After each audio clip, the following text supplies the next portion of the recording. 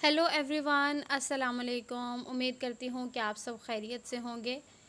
जैसे कि आप जानते हैं कि आज हम स्टार्ट करने वाले हैं अपनी बिज़नेस राइटिंग को। तो सबसे पहले हम बात करेंगे बिज़नेस लेटर राइटिंग के बारे में। जब हम बात करते हैं खतूत के हवाले से, तो ख़त दो तरह के होते हैं। एक वो जो हम अपने दोस्तों को, रिश्तेदारों को, क़राबादारों को लिखते हैं, और दूसरे वो खतूत होते हैं जो हम कारोबार और लेन देन के मामलात के लिए लिखते हैं। तो बिज़नेस लेटर राइटिंग की जब हम बात करते हैं, तो ये कुछ लिहाज से आम जो गैर रस्मी खतूत होते हैं उनसे थोड़ी सी मुख्तलिफ होती है।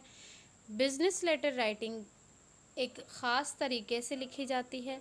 उसमें एक ख़ास मकसद छुपा होता है जिसको वाज़ेह तरीके से आपने बयान करना होता है।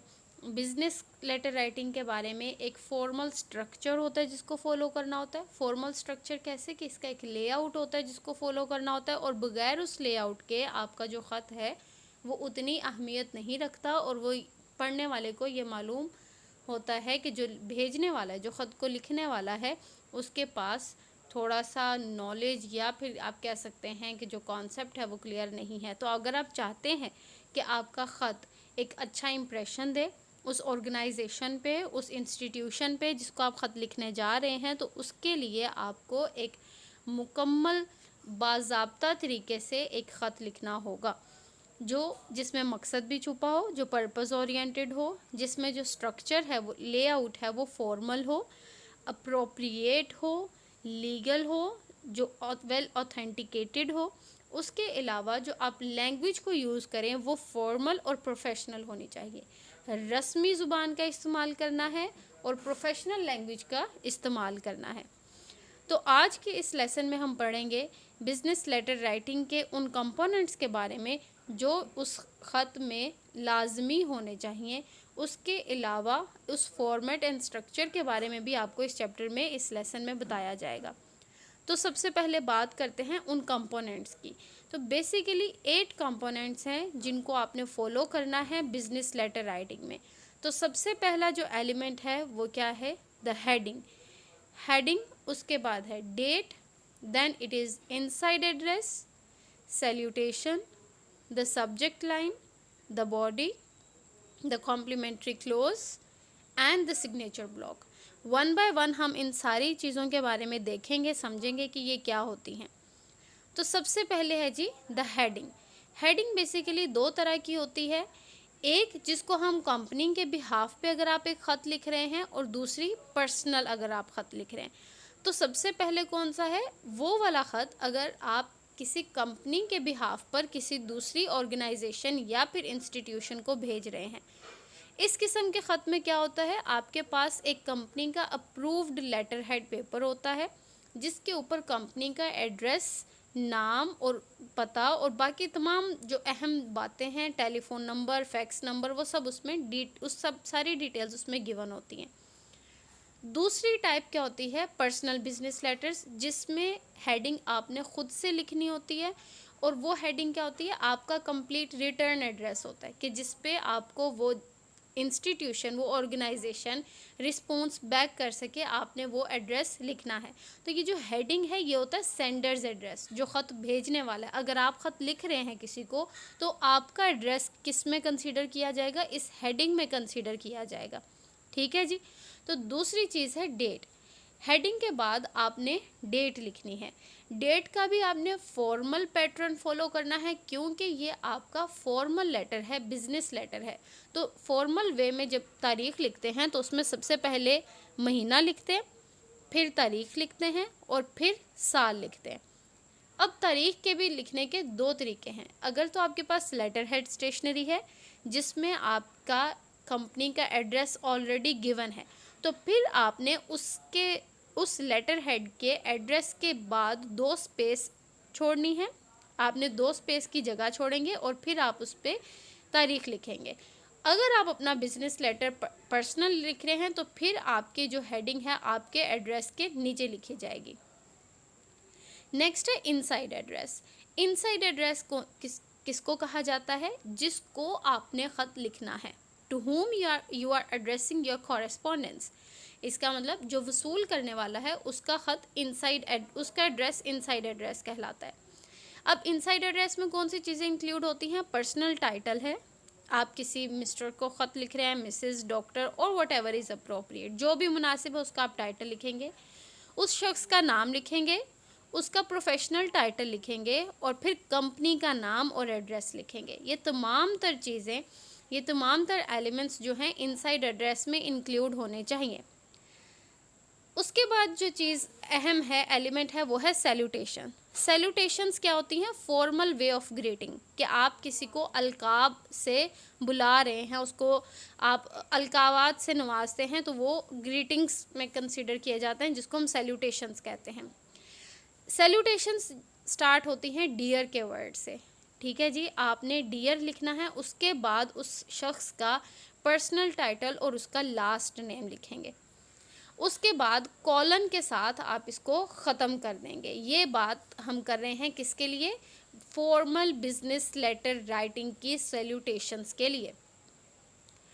एग्जाम्पल्स देखिए, यहाँ पर लिखा है डियर मिस्टर जॉनी। डियर से आपने स्टार्ट किया है, उस पर्सन का पर्सनल टाइटल मिस्टर लगाया, उसके बाद उसका लास्ट नेम आपने लिखा और उसके बाद कॉलन के साथ आपने उसको एंड कर दिया।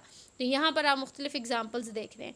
ये लास्ट पे देखिए, यहाँ पे to whom it may concern, ये उनके लिए लिखा जाता है अगर आपको लगे कि ये जो ग्रुप ऑफ पर्सन है, आप या फिर इंडिविजुअल जो आपका रिसीवर है, आपको नहीं पता वो कौन है, तो इसलिए आप यहाँ पर to whom it may concern की सैल्यूटेशंस भी लिख सकते हैं। नेक्स्ट आता है सब्जेक्ट लाइन। फॉर्मल लेटर में ये सब्जेक्ट लाइन भी बेहद ज़रूरी होती है। क्यों? क्योंकि ये आपके पर्पस को डायरेक्टली स्टेट करती है कि आप किस वजह से ये ख़त लिख रहे हैं, ताकि पढ़ने वाले को आपके मकसद का जल्द ही पता चल जाए और वो प्रॉपर अटेंशन उस पर्पस को दे सके। अब ये सब्जेक्ट लाइन कैसे लिखते हैं? इसको सैल्यूटेशंस के बाद 2 स्पेसेस आपने लीव आउट करनी है, 2 स्पेस की जगह छोड़नी है। अगर आप कंप्यूटर पे टाइप कर रहे हैं, 2 दफ़ा आप एंटर प्रेस करेंगे, फिर आप इसको सब्जेक्ट को लिखेंगे। और सब्जेक्ट लाइन कैसे लिखते हैं? सब्जेक्ट मेंशन करेंगे, कॉलन लिखेंगे, उसके बाद एक प्रिसाइज स्टेटमेंट जो आपके उस मैटर को एड्रेस कर रही है, उस पर्पस को एड्रेस कर रही है, फिर वो आप सब्जेक्ट लाइन लिख देंगे। उसके बाद आता है जी द बॉडी। ये सबसे ज़्यादा इम्पोर्टेंट एलिमेंट है जब आप एक लेटर को लिख रहे हैं, बिजनेस लेटर को। क्यों? क्योंकि तमाम तर ख़त का जो बेसिक पर्पस है वो इस बॉडी में छुपा होता है, इसी में आपने एड्रेस करना है। तो आपका जो पैसेजेस हैं वो एक्यूरेट और कंसाइज इन्फॉर्मेशन उसमें होनी चाहिए। लंबी लंबी बातें नहीं लिखनी, टू द पॉइंट इन्फॉर्मेशन आपने ऐड करनी है। लेंथ भी ज़्यादा बढ़ा चढ़ा कर नहीं लिखनी, फोकस्ड रहना है, जो मुद्दे की बात है सिर्फ वही बात करनी है, और आपने अपनी इंफॉर्मेशन के ऑर्डर को अप्रोप्रिएट रखना है और करेक्ट रखना है। ठीक है जी, आपकी बात में रब्त होना चाहिए। ये नहीं है कि कहाँ से शुरू की और कहीं पे ख़त्म कर दी, नहीं, ऐसे बिल्कुल नहीं होगा। लैंग्वेज सिंपल, फॉर्मल और पोलाइट लैंग्वेज का इस्तेमाल करना है। उसके अलावा जो आपके पैराग्राफ्स होंगे वो छोटे होने चाहिए लेकिन वेल ऑर्गेनाइज्ड होने चाहिए। नेक्स्ट, प्रोफेशनल और टेक्टफुल अप्रोच होनी चाहिए आपने अपने एजेंडा को जब एड्रेस करना है। ठीक है जी, उसमें किसी भी तरीके का लूप होल नहीं होना चाहिए कि आपके पढ़ने वाले को किसी भी तरह का कोई डाउट या फिर भ्रम पैदा हो। इसमें नेक्स्ट पॉइंट आता है complimentary close. It is the second last point. इसमें क्या है जी, आपने अब लेटर लिख लिया, आपने अपना पर्पस भी एड्रेस कर लिया, तो अब उसको जो क्लोज करना है, it should also be courteous close, जिसमें आप एक अच्छे तरीके से अपने ख़त को इख्तिताम पजीर करें। यहाँ पर कॉम्प्लीमेंट्री क्लोज के लिए 2 चीज़ों को याद रखिए। सबसे पहले तो ये capitalise its first word and end it with comma. पहला लफ्ज़ जो है उसको कैपिटल लिखेंगे और बाद में उसको कोमा से ख़त्म कर देंगे। जैसे कि अगर आप सिंसियरली लिख रहे हैं तो सिंसियरली का एस कैपिटल आएगा और कोमा लिखेंगे। अगर आप कॉर्डियली लिख रहे हैं, वेरी ट्रूली योर्स लिख रहे हैं, रिस्पेक्टफुली योर्स लिख रहे हैं, तो सिर्फ पहला लफ्ज़ कैपिटल होगा और कोमा पे ख़त्म हो जाएगा। बीच में जितने भी लफ्ज़ हैं वो सारे लोअर केस छोटे ख़त में लिखे जाएंगे। नेक्स्ट है यहाँ पर सिग्नेचर ब्लॉक। सिग्नेचर ब्लॉक आपने 4 ब्लैंक स्पेसेस क्रिएट करनी है कॉम्प्लीमेंट्री क्लोज के बाद। जैसे आपने सिंसियरली लिख दिया, उसके बाद 4 जगहें छोड़कर फिर आपने अपना पूरा नाम टाइप करना है जो आपका लीगल नेम है। उसके बाद जो आपने खाली जगहें छोड़ी हैं उन पे साइन करने हैं हैंड रिटन। आपने कंप्यूटर पे टाइप किया ख़त, उसका प्रिंट ले लिया, अब लास्ट जो पॉइंट होगा उस पे आपने साइन करना है उन ब्लैंक स्पेसेस पे जो आपने क्रिएट किए हैं। ये यहाँ पे एग्जांपल देखिए, ये सिंसियरली लिखा है। उसके बाद हमने इसकी 4 ब्लैंक स्पेसेस क्रिएट किए हैं और फिर अपना नाम लिख दिया और उसके बाद यहाँ पे साइन कर दिए। इस तरीके से आपने सिग्नेचर ब्लॉक को ख़त्म करना है। यहाँ पर कुछ ऐसी चीज़ें मज़ीद हैं जो आप ऐड कर सकते हैं बवक्ते ज़रूरत, अगर आपको लगता है कि आपके लेटर में ऐड होनी चाहिए।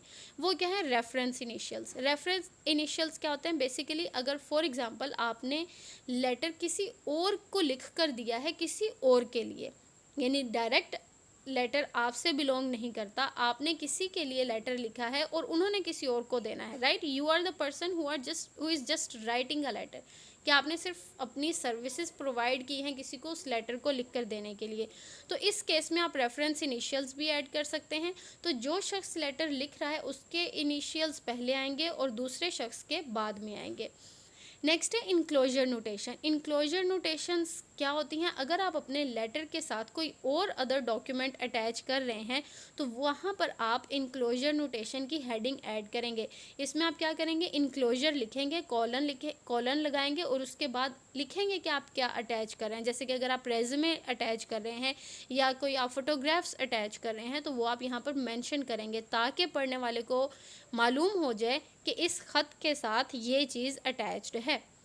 बिल्कुल इसी तरह से कॉपी नोटेशन है। कॉपी नोटेशन का मतलब कि अगर आप इस ख़त की कॉपी किसी और को भी भेज रहे हैं तो वो भी आप मेंशन कर सकते हैं। ये भी इनक्लोजर नोटेशन के नीचे इसको आप ऐड करेंगे। जैसे कि यहाँ पे लिखा है cc.jessica डेनिस के इस ख़त की कॉपी इस शख्स को भी अरसाल की जा रही है। तो इस तरह से ये कुछ एक्स्ट्रा एलिमेंट्स हैं जो आप अपने लेटर में ऐड कर सकते हैं अगर आप इन चीज़ों को ऐड कर रहे हैं तो। यहाँ पर ये एक आप फॉर्मेट देख लीजिए, इस तरह से हम ख़त लिखते हैं। सेंडर एड्रेस है, डेट है, रिसीवर एड्रेस है, देन सैल्यूटेशंस हैं, सब्जेक्ट लाइन है, बॉडी पैराग्राफ्स है, कम्प्लीमेंट्री क्लोज है एंड देन सिग्नेचर ब्लॉक है। उम्मीद करती हूँ कि आपको इसकी अच्छे से समझ आई होगी। अगर कोई भी क्वेश्चन है जो आप इस टॉपिक के मुतालिक पूछना चाहते हैं, you are more than welcome, आप कुछ भी पूछ सकते हैं।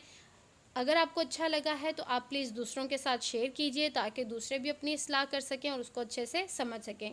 Do like, comment, share and subscribe for new videos. Thank you so much. Take care.